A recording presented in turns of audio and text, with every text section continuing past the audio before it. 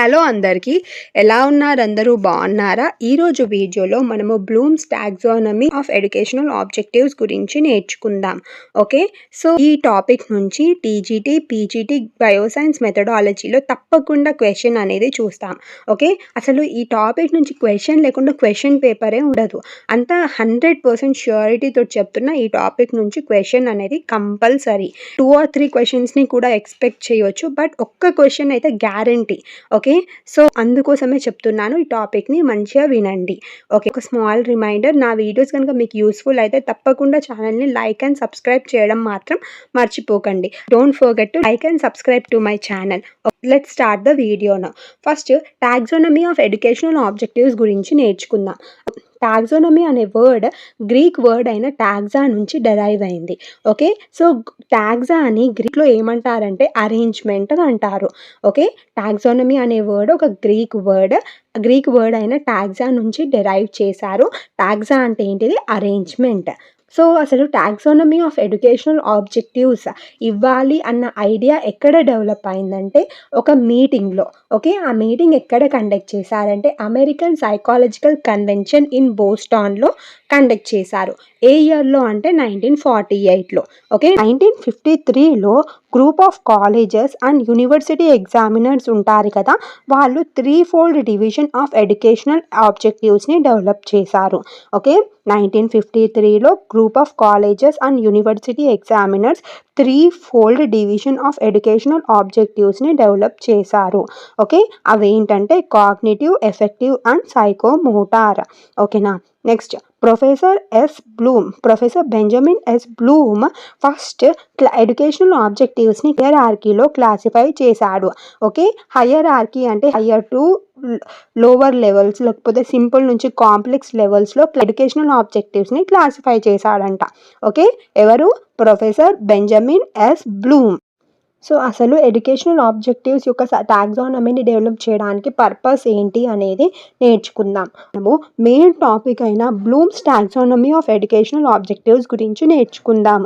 Professor Benjamin S Bloom 1956లో. Okay, so 1953లోనేమో 3-fold educational ఆబ్జెక్టివ్స్ని డెవలప్ చేశారు. అండ్ 1948లోనేమో అసలు ఎడ్యుకేషనల్ ఆబ్జెక్టివ్స్ని ఫామ్ చేయాలి అన్న ఐడియా వాళ్ళకి అప్పుడు డెవలప్ అయింది. Okay, so these are the years which are involved in this chapter. ఈ ఇయర్స్ని మంచిగా గుర్తుపెట్టుకోండి. బ్లూమ్ ఎడ్యుకేషనల్ ఆబ్జెక్టివ్స్ని 3 మెయిన్ ఏరియాస్ లాగా ఆర్ డొమైన్స్ లాగా అతని యొక్క బుక్ అయిన టాక్సానమీ అండ్ ఎడ్యుకేషనల్ ఆబ్జెక్టివ్స్లో 1956లో క్లాసిఫై చేశాడు. అర్థమైందా? బ్లూమ్ ఎడ్యుకేషనల్ ఆబ్జెక్టివ్స్ని ఎన్ని డొమైన్స్లో క్లాసిఫై చేశాడు? 3 డొమైన్స్, 3 ఏరియాస్లో క్లాసిఫై చేశాడు. సో క్లాసిఫై చేసి ఏ బుక్లో రాశాడు? టాక్సానమీ అండ్ ఎడ్యుకేషనల్ ఆబ్జెక్టివ్స్ బుక్లో రాశాడు. ఓకే, ఏ ఇయర్లో? 1956లో. ఇప్పుడు ఆ 3 డొమైన్స్ ఏంటి అనేది తెలుసుకుందాం. One is cognitive domain, and the second one is effective domain, and the third one is psychomotor domain. Okay, so cognitive domain అనేది ఇప్పుడు ఏదైనా ఒక టాస్క్ చేస్తున్నాం అనుకోండి, ఈ టాస్క్ చేయడానికి ఎబిలిటీ కావాలి కదా. సో ఈ ఎబిలిటీ అనేది కాగ్నిటివ్ డొమైన్కి రిలేటెడ్గా ఉంటుంది. ఓకే, అండ్ ఎఫెక్టివ్ డొమైన్ అనేది దేనికి కన్సర్న్డ్గా ఉంటుందంటే, అంటే ఇప్పుడు ఈ టాస్క్ చేయడానికి మనకు ఒక ఇష్టం ఉండాలి, డిజైర్ ఉండాలి, కోరిక ఉండాలి, చేయాలన్న మనస్తత్వం మనలో ఉన్నప్పుడే మనం ఈ టాస్క్ని చేస్తాం కదా. సో ఆ నేచర్ అనేది ఎఫెక్టివ్ డొమైన్లో ఇన్వాల్వ్ అయి ఉంటుంది.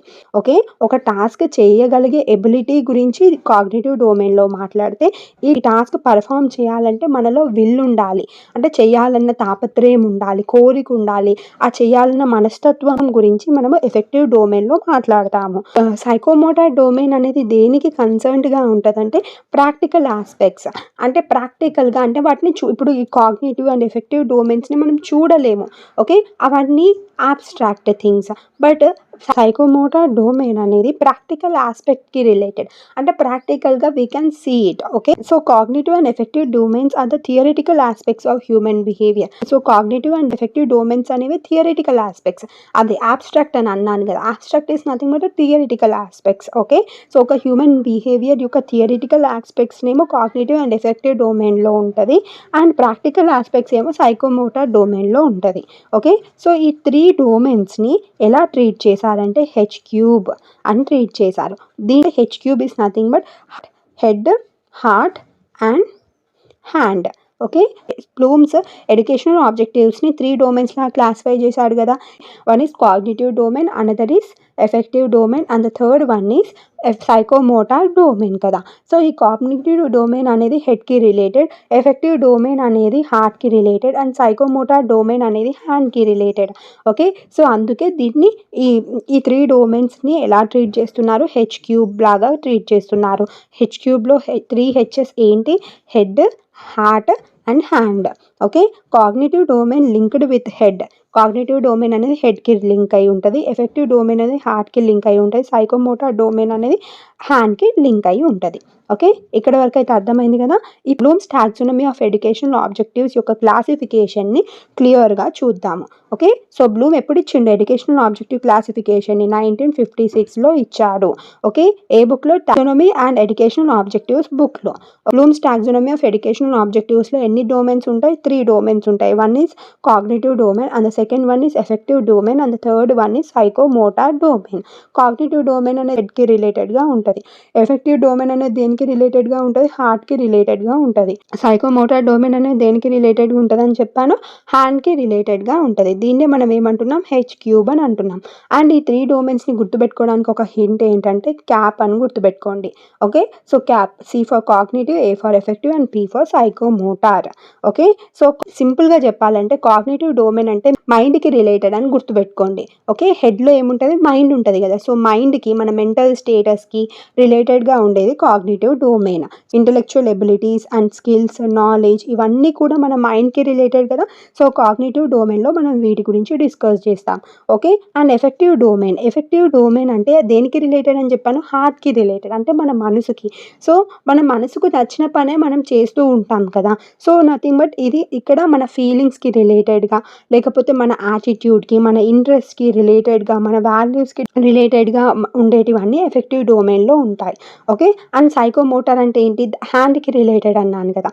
అంటే it is nothing but motor skills, అంటే మన ఫిజికల్ మూమెంట్స్ ఉంటాయి కదా, అవన్నీ సైకోమోటార్ డొమైన్కి లింక్ అయి ఉంటాయి. ఓకే, సో కాగ్నిటివ్ డొమైన్లో 6 ఆబ్జెక్టివ్స్ ఉన్నాయి అండ్ ఎఫెక్టివ్ డొమైన్లో 5 స్టేజెస్ ఉన్నాయి అండ్ సైకోమోటార్ డొమైన్లో అంటే మనకి 5 లెవెల్స్ ఉంటాయి సైకోమోటార్ డొమైన్లో. ఓకే, సో వీటిని ఎలా గుర్తుపెట్టుకోవాలంటే first psychomotor domain.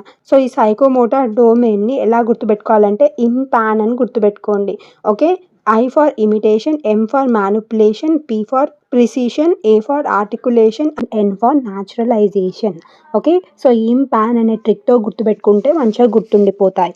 Okay, next effective డొమైన్లో ఉన్న స్టేజెస్ని ఎలా గుర్తుపెట్టుకోవాలంటే RRVOC ఫర్ రిసీవింగ్, ఇంకొక R for responding, V for valuing, O for organising and C for characterising. Cognitive డొమైన్లో ఉన్న ఎలా గుర్తుపెట్టుకోవాలంటే ఫస్ట్ నాలెడ్జ్, నెక్స్ట్ ఏముంది comprehension, third application, fourth analysis, fifth synthesis, sixth ఏంటి ఎవాల్యుయేషన్. ఓకే, సో ఈ objectives అన్నీ కూడా లోయెస్ట్ టు హైయెస్ట్ మూవ్ అవుతాయి. ఓకే, అంటే ఫస్ట్ నాలెడ్జ్ అనేది సింపుల్ థింగ్ అండ్ ఎవాల్యుయేషన్ అనేది complex thing according to Benjamin S Bloom. Okay, ఇక్కడ ప్రతి వాటిలో కూడా అంతే, పైన ఉన్నాయి అన్ని సింపుల్ థింగ్స్, కింద ఉన్నాయి అన్ని కాంప్లెక్స్ థింగ్స్. ఓకే, సో అర్థమైంది కదా.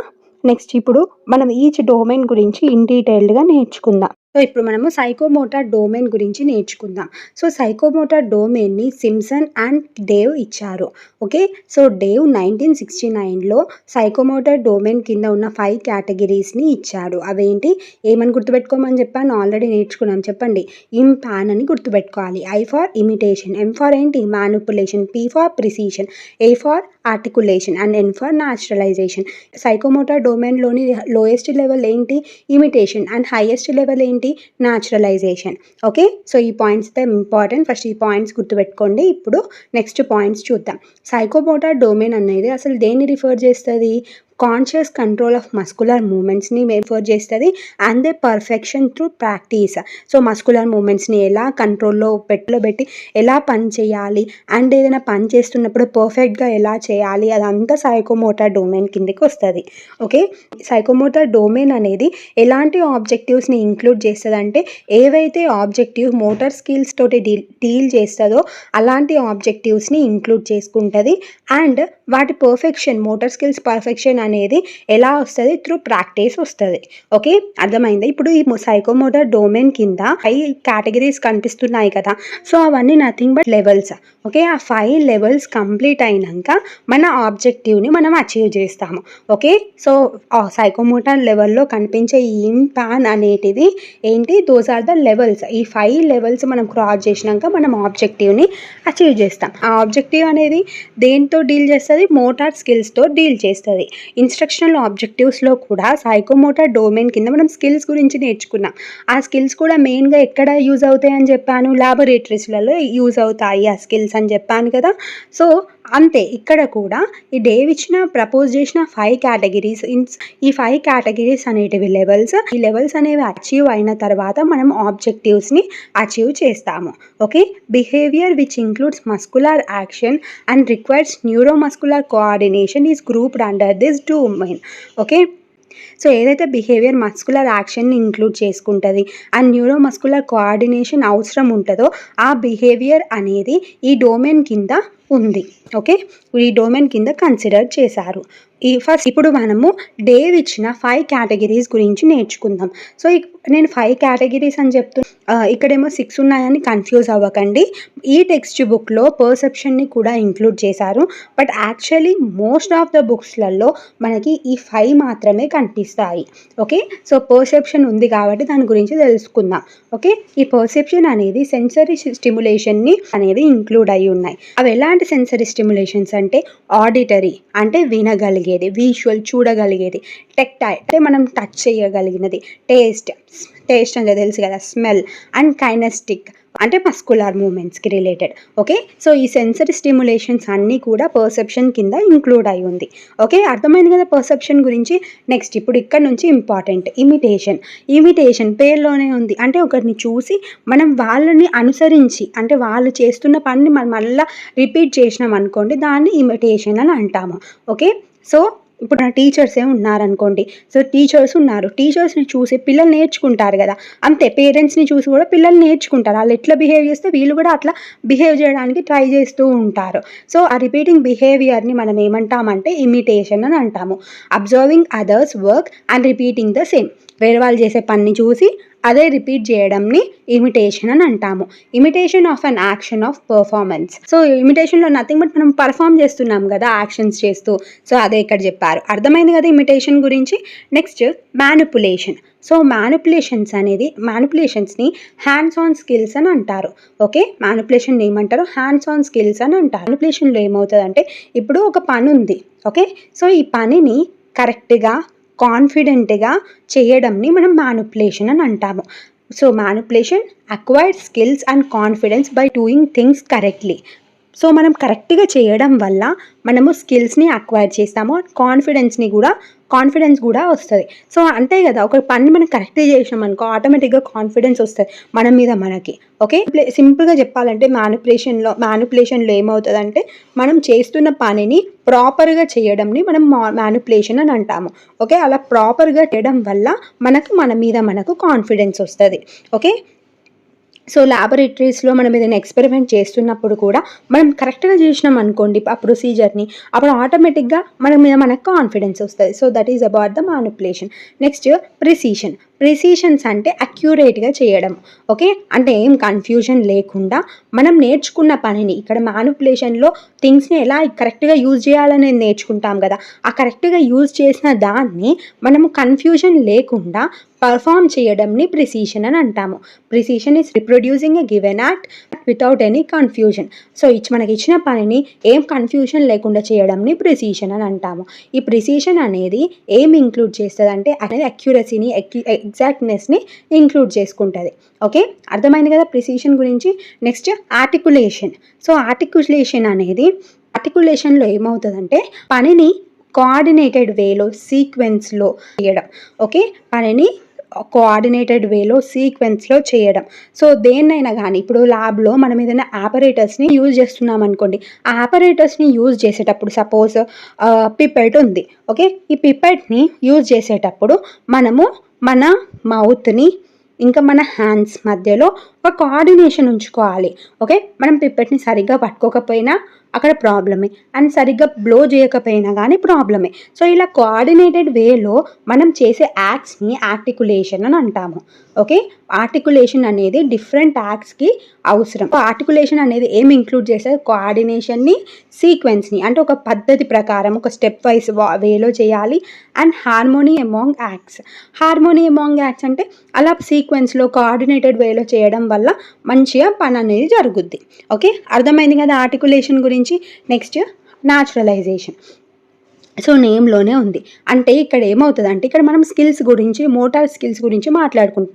సో మనం ఏ మోటార్ స్కిల్ పర్ఫామ్ చేసినా కానీ మనం రిపీటెడ్గా ఊకూకే అదే పనిని చూసినాం అనుకోండి, ఆటోమేటిక్గా మనకు అలవాటు అయిపోతుంది.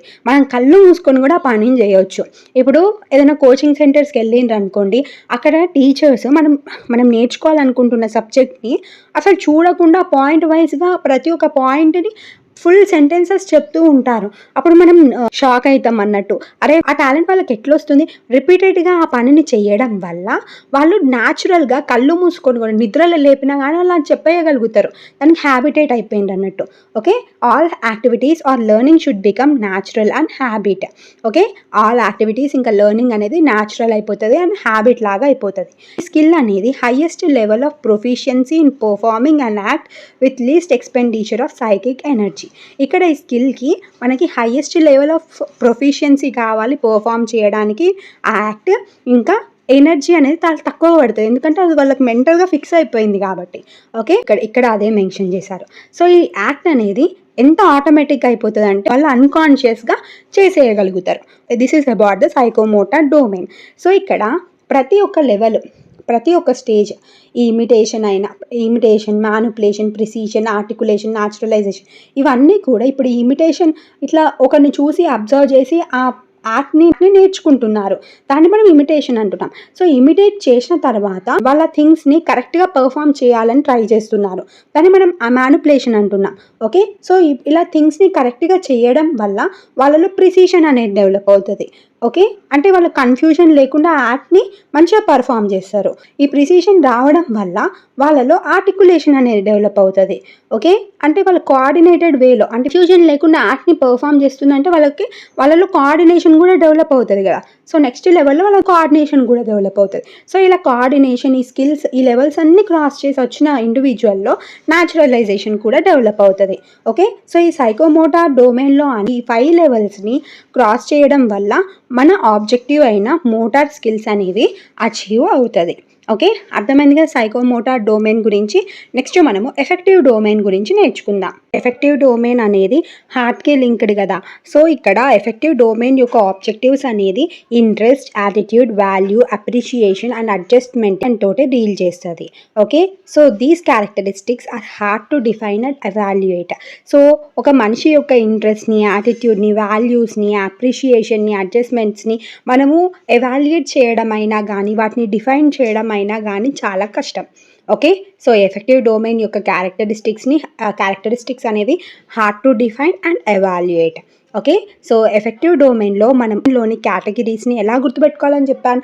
RR VOC. Okay, first R for receiving, second R for responding, V for valuing, O for organising and C for characterization. So ఈ ఎఫెక్టివ్ డొమైన్లోని ఈ స్టేజెస్ ఉన్నాయి కదా, receiving, responding, valuing, organization and characterization అనేవి. సో ఈ డిఫరెంట్ స్టేజెస్ అనేవి different objectives తోటి డీల్ చేస్తూ ఉంటుంది. సైకోమోటార్ డొమైన్లో ఉన్న లెవెల్స్ అనేవి ఎప్పుడైతే కంప్లీట్ అవుతాయో అప్పుడు ఆబ్జెక్టివ్ అనేది అచీవ్ అవుతుంది. సో ఇక్కడ ఎఫెక్టివ్ డొమైన్లో ఏమవుతుంది, different stages of affective domain categories are dealing with different objectives. Affective domain యొక్క ఆబ్జెక్టివ్స్ అనేవి బిహేవియర్ని డిస్క్రైబ్ చేస్తుంది. ఓకే, అండ్ ఈ ఎఫెక్టివ్ డొమైన్ అసలు ఎవరు డెవలప్ చేశారంటే David Krathwohl, Benjamin S Bloom and Masia, వీళ్ళు ముగ్గురు కలిసి ఎఫెక్టివ్ డొమైన్ యొక్క హైరార్కీ ఆఫ్ ఆబ్జెక్టివ్స్ని డెవలప్ చేశారు. ఏ ఇయర్లో? 1964లో. ఓకే, ఎఫెక్టివ్ డొమైన్ని డివైడ్ చేశారని ఆల్రెడీ నేర్చుకున్నాం కదా. ఏంటి? Receiving, responding, valuing, organising and characterising. Hierarchy ఆర్డర్లో అరేంజ్ చేశారని చెప్తున్నా కదా, బట్ దేని బేసిస్లో అరేంజ్ చేశారంటే on the basis of level of involvement. So ప్రతి ఒక్క క్లాస్ అనేది, ప్రతి ఒక్క కేటగిరీ అనేది ఇన్వాల్వ్ అవుతూ ఉంటుంది కదా. సో వాటి ఇన్వాల్వ్మెంట్ బేసిస్ మీద, వాటి లెవెల్ ఆఫ్ ఇన్వాల్వ్మెంట్ బేసిస్ మీద మనం ఈ కేటగిరీస్ని హైరార్కీ ఆర్డర్లో అరేంజ్ చేశారు. Okay, so the lowest level of this affective domain is receiving and highest level of affective domain is characterization. Okay, first receiving గురించి నేర్చుకుందాం. సో రిసీవింగ్ నేమ్లోనే ఉంది. సో ఇప్పుడు టీచర్ ఎక్స్ప్లెయిన్ చేస్తున్నప్పుడు లెర్నర్ ఏం చేస్తాడు? రిసీవ్ చేసుకుంటాడు, నేర్చుకుంటాడు. ఓకే, సో ఈ రిసీవింగ్లో 3 సబ్ కేటగిరీస్ అనేవి ఉన్నాయి. One is awareness, next is willingness and the third one is attention. Okay, so పిల్లవాడు ఎప్పుడైతే అటెంటివ్గా ఉంటాడో, నేర్చుకోవాలన్న విల్ ఉంటుందో అండ్ అవేర్గా ఉంటాడో అప్పుడే అతను రిసీవ్ చేసుకోగలుగుతాడు. ఒకవేళ పిల్లలలో నేర్చుకోవాలన్న గుణం లేదనుకోండి, మనం ఎంతసేపు చెప్పినా అర్థమవుతుందా? వాళ్ళకి అర్థం అవ్వదు. అంత సామెత ఉంటుంది కదా, గుర్రంని నది దాకా తీసుకుపోవచ్చు కానీ నీళ్ళైతే తాగిపియలేమని. సో సేమ్ అంతే, వాళ్ళకి ఎప్పుడైతే అవేర్నెస్, విల్లింగ్నెస్, అటెన్షన్ అనేది ఉంటుందో అప్పుడు వాళ్ళు నేర్చుకుంటారు. నెక్స్ట్ మనము రెస్పాండింగ్ గురించి నేర్చుకుందాం. సో ఈ రెస్పాండింగ్ లెవెల్ అనేది రిసీవింగ్ లెవెల్ తర్వాత వస్తుంది. సో ఎప్పుడైతే పిల్లలు రిసీవ్ చేసుకుంటారో, రిసీవ్ చేసుకున్న తర్వాత రెస్పాండ్ అవుతారు, అంతే కదా. సో ఇప్పుడు ఒక టీచర్ ఉన్నారు, ఈ టీచర్ పిల్లలకి ఎక్స్ప్లెయిన్ చేస్తుంది. ఓకే, లెర్నర్కి ఎక్స్ప్లెయిన్ చేసిన తర్వాత ఆ లెర్నర్ టీచర్ చెప్పింది రిసీవ్ చేసుకున్న తర్వాతనే he can respond, otherwise he can't respond, right. So ఇక్కడ రెస్పాండింగ్ లెవెల్ అనేది రిసీవింగ్ తర్వాత వస్తుంది. ఓకే, అండ్ ఈ స్టేజ్ ఏం ఇంక్లూడ్ చేస్తుందంటే reading about the subject and enjoying in various extra curricular activities or projects. So పిల్లలు ఎప్పుడు రెస్పాండ్ అవుతారు? ఎప్పుడైతే వాళ్ళు ఇష్టంగా సబ్జెక్ట్ని నేర్చుకుంటారో, వేరియస్ ఎక్స్ట్రా కరికులర్ యాక్టివిటీస్ని పర్ఫామ్ చేస్తూ, ప్రాజెక్ట్స్ని పర్ఫామ్ చేస్తూ ఇంకా నేర్చుకోవడానికి ట్రై చేస్తూ ఉంటారు. సో రెస్పాండింగ్ అనేది ఏం ఇంక్లూడ్ చేస్తుందంటే సబ్జెక్ట్ గురించి మనం పిల్లలకి ఇంత చెప్పినాం అనుకోండి, ఈ టాపిక్ గురించి వాళ్ళు ఇంకా డీటెయిల్డ్గా అనలైజ్ చేయడం, అంటే ఇంకా నేర్చుకోవడం, బ్రౌజ్ చేయడము, ఇంకా సైన్స్ క్లబ్స్కి వెళ్ళడము, సైన్స్ ఫేర్స్ అటెండ్ అవ్వడము, ఆర్టికల్స్ రాయడము, ఇవన్నీ కూడా రెస్పాండింగ్ కదా, బిహేవియర్ కదా. ఒకవేళ పిల్లవాళ్ళు ఇంట్రెస్ట్ అనేది లేదనుకోండి, నేర్చుకోవాలన్న విల్లింగ్ లేదనుకోండి, అప్పుడు వాళ్ళు నేర్చుకోరు. అప్పుడు మనం ఎంత పట్టి నేర్పించినా కానీ వాళ్ళు దానికి రెస్పాండ్ అవ్వరు. Okay, so the sub categories of responding are acquiescence in responding. So acquiescence in responding, willingness to responding, satisfaction in response on subjects, appreciation on subjects and teachers. So పిల్లవాడిలో ఇవన్నీ ఉంటాయో అప్పుడు వాడు ప్రాపర్గా రెస్పాండ్ అవుతాడు. Okay, so instructional ఆబ్జెక్టివ్స్లో affective domain కింద 3 వాటి గురించి నేర్చుకున్నాం. ఏంటి? One is interest, next is scientific attitude and another one is appreciation. So ఈ ఇంట్రెస్ట్ ఉంది చూడండి, ఇంట్రెస్ట్ అనే ఇన్స్ట్రక్షనల్ ఆబ్జెక్టివ్ అనేది రెస్పాండింగ్ కిందకి వస్తుంది. ఓకే, రెస్పాండింగ్ కిందకి ఏం ఇన్స్ట్రక్షనల్ ఆబ్జెక్టివ్ వస్తుంది? ఇంట్రెస్ట్ అనే ఇన్స్ట్రక్షనల్ ఆబ్జెక్టివ్ వస్తుంది. Okay, so interest is nothing but type of responding to the knowledge which we are giving to the child. Next valuing. So first పిల్లవాడు receive చేసుకుంటున్నాడు మనం చెప్పిన నాలెడ్జ్ని, తర్వాత దానికి రెస్పాండ్ అవుతున్నాడు. సో ఇలా రెస్పాండ్ అవ్వడం వల్ల అతనిలో వాల్యూస్ అనేవి డెవలప్ అవుతున్నాయి. ఓకే, సో పిల్లలలో ఎప్పుడైతే వాల్యూస్ అనేవి డెవలప్ అవుతుందో వాళ్ళ యాటిట్యూడ్ అనేది చేంజ్ అవుతుంది. ఓకే, సో పిల్లవాడు క్యూరియస్గా ఉంటాడు, క్రియేటివ్గా ఉంటాడు, ఓపెన్ మైండెడ్గా ఉంటాడు, నేర్చుకోవాలన్న తపనతోటి ఉంటాడు. ఏమైనా మూఢనమ్మకాల గురించి చెప్తే అవి నిజమా కాదా అని తెలుసుకొని దాని ఎవిడెన్స్ కలెక్ట్ చేయడానికి ట్రై చేస్తూ ఉంటాడు. సో ఈ వాల్యూస్ అన్నీ ఎప్పుడు డెవలప్ అవుతాయి? ఎప్పుడైతే పిల్లవాడు రిసీవ్ చేసుకొని రెస్పాండ్ చేయడం వల్ల ఈ వాల్యూస్ అనేది పిల్లవాళ్ళలో డెవలప్ అవుతున్నాయి. వాల్యూస్లో ఏం ఇన్స్ట్రక్షనల్ ఆబ్జెక్టివ్ ఉన్నట్టు? ఇప్పుడు సైంటిఫిక్ యాటిట్యూడ్ అనే ఇన్స్ట్రక్షనల్ ఆబ్జెక్టివ్ వాల్యూకి రిలేటెడ్.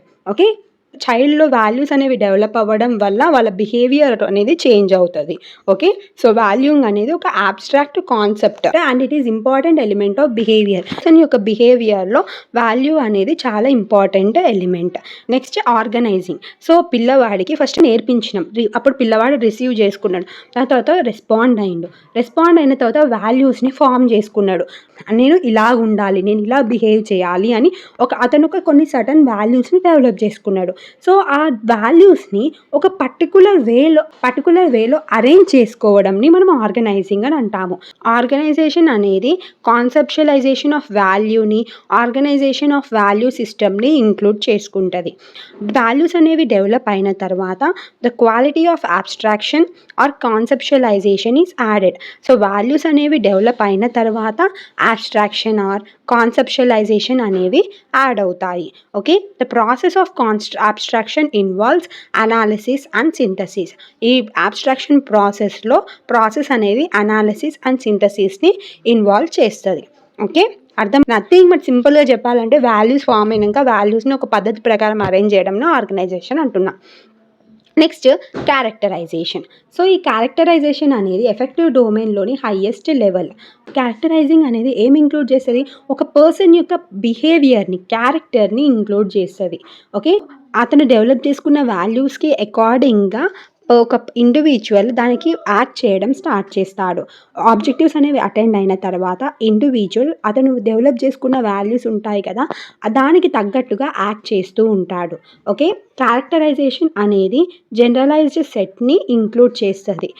సో యాటిట్యూడ్స్ అండ్ వాల్యూస్కి ఎప్పుడైతే ఇంటర్నల్ కన్సిస్టెన్సీ ఇస్తుందో దాన్ని మనము జనరలైజ్డ్ సెట్ అని అంటాము. ఓకే, సో సింపుల్గా క్యారెక్టరైజింగ్ని మెన్షన్ చేయాలంటే ఒక ఇండివిజువల్ అతను డెవలప్ చేసుకున్న వాల్యూస్ని బేస్ చేసుకొని అతని క్యారెక్టర్ అనేది డెవలప్ అవుతుంది, అతని పర్సనాలిటీ అనేది డెవలప్ అవుతుంది. So this is all about characterising. So affective domain అనేది దీంతో అయిపోయింది. ఇప్పుడు మనం క్రిటిక్స్ ఆన్ ఎఫెక్టివ్ డొమైన్ గురించి నేర్చుకుందాం. ఆర్ట్ వాల్ ఎఫెక్టివ్ డొమైన్ గురించి కంప్లీట్గా ఎక్స్ప్లెయిన్ చేయలేకపోయిండు. సో వాటి మధ్యలో ఉన్న గ్యాప్స్ ఫిల్ చేయలేకపోయిండు. ఓకే, ఎఫెక్టివ్ డొమైన్ అనేది ఫీలింగ్స్, ఎమోషన్స్ అండ్ పీపుల్ యొక్క యాటిట్యూడ్కి రిలేట్ అయ్యి ఉంటుంది కదా. సో అది కాగ్నిటివ్ డొమైన్తో పోలిస్తే చాలా విభిన్నంగా డిఫరెంట్గా ఉంటుంది. సో లెర్నింగ్ సిచ్యువేషన్స్లలో పిల్లలకి ఒక సపోర్ట్ అనేది ఎప్పుడు వస్తుంది? ఎప్పుడైతే వాళ్ళు పాజిటివ్గా ఫీల్ అవుతారో అండ్ పాజిటివ్ యాటిట్యూడ్ని డెవలప్ చేసుకుంటారో అప్పుడు వాళ్ళు ఒక సపోర్ట్ని గెయిన్ చేసి వాళ్ళు ఇంకా మంచిగా వర్క్ చేయడం స్టార్ట్ చేస్తారు. మోటివేషన్ లాగా కన్సిడర్ చేశారు. సో ఎడ్యుకేషనలిస్ట్ కాగ్నిటివ్ ఆబ్జెక్ట్స్ మీద బాగా స్ట్రెస్ చేస్తున్నారు, బట్ ఎఫెక్టివ్ ఆబ్జెక్టివ్స్ని ఎవాల్యుయేట్ చేయడానికి అంత పెద్ద ఇంట్రెస్ట్ అనేది చూపించట్లేదు. స్కూల్స్లలో ఈ ఎఫెక్టివ్ డొమైన్ని అండర్ ఎవాల్యుయేట్ చేస్తున్నారు and it is very difficult to change. దాన్ని మెజర్ చేయడం కానీ కష్టం, అంతే కదా. పిల్లల యొక్క ఫీలింగ్స్ని, వాళ్ళ యాటిట్యూడ్ని చేంజ్ చేయడం అనేది చాలా కష్టం కాబట్టి స్కూల్లో ఎఫెక్టివ్ బిహేవియర్ అనేది అండర్ ఎవాల్యుయేట్ అయిపోతుంది. పర్సన్ యొక్క యాటిట్యూడ్ని చేంజ్ చేయడానికి మనకి well developed and successful techniques అనేవి లేవు. ఓకే, అంటే కాగ్నిటివ్ ఆబ్జెక్టివ్స్ని అచీవ్ చేయడానికి మన దగ్గర టెక్నిక్స్ అనేవి చాలా ఉన్నాయి, బట్ ఒక యాటిట్యూడ్ని చేంజ్ చేయడానికి మన దగ్గర అంత ఎక్కువ టెక్నిక్స్ లేవు కాబట్టి ఇలా కూడా ఎఫెక్టివ్ డొమైన్ అనేది వెనుకబడుతుంది అని అంటున్నారు. And measurement in the affective domain is difficult. Affective డొమైన్ని మెజర్ చేయడం డిఫికల్ట్, ఎందుకంటే బిహేవియర్ ఆబ్జెక్టివ్స్ లేకపోవడం ఒక కారణం అయితే ఎడ్యుకేటర్స్ కూడా ఎఫెక్టివ్ ఆబ్జెక్టివ్స్ని ఎవాల్యుయేట్ చేయలేకపోతున్నారు. Okay, so this is all about the affective domain. Next వీడియోలో కాగ్నిటివ్ డొమైన్ గురించి నేర్చుకుందాం. ఈ వీడియో కనుక మీకు యూస్ఫుల్ అయితే తప్పకుండా ఛానల్ని లైక్ చేయండి అండ్ సబ్స్క్రైబ్ చేసుకోండి. Thank you so much for watching this video. Let's meet in the next video. Until then, bye.